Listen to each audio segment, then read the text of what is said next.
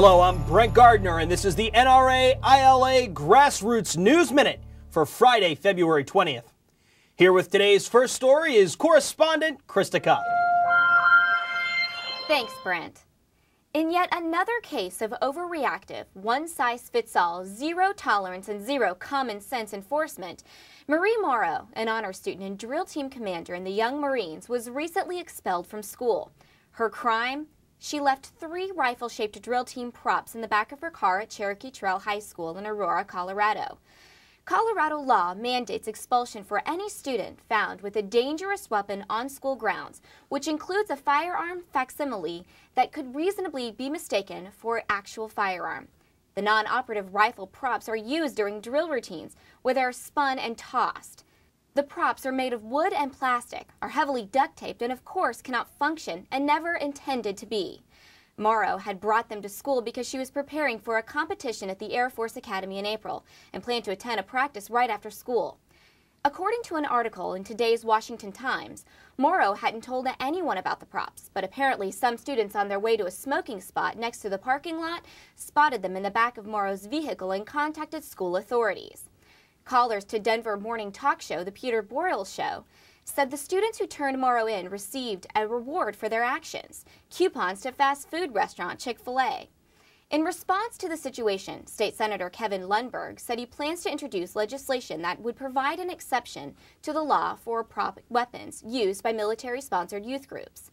There should be exemptions to this hard and fast rule so this type of thing doesn't happen again, Mr. Lundberg said. I'm outraged that a student faces expulsion for participating in a drill team. And it's ironic to note that this presumably a school-sponsored and school-endorsed drill team. Even a spokesperson for one of the country's most anti-gun groups agreed that the punishment didn't fit the crime. We're not concerned about non-operative rifles, and the facts in this case cry out for someone to exercise common sense, said Peter Ham, a spokesperson for the vehemently anti-gun Brady campaign. You know, things are bad when even the Brady campaign refuses to pile on. And now back to you, Brent. Thanks, Krista. We've been hearing many rumors and receiving many inquiries about buried provisions in the federal economic stimulus bill that would negatively affect our Second Amendment rights. People have claimed the bill would designate interstate highways as national parks or impose ammunition encoding and new ammunition taxes. Fortunately, and contrary to what you may have heard, there are no provisions in this bill prohibiting firearms or ammunition anywhere or for anyone.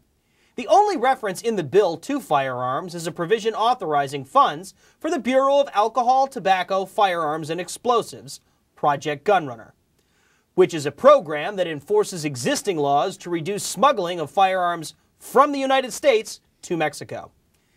This program imposes no new restrictions on gun owners, and if it did, we can assure you that we would take swift action. Needless to say, NRA, as a single-issue organization, takes no position on the economic stimulus legislation as a whole. For more information on the federal economic stimulus package and to view the legislation yourself, you can visit www.readthestimulus.org. The site features a convenient search function and covers every version of the legislation. And for more information on NRA-related legislative issues, please visit www.nraila.org.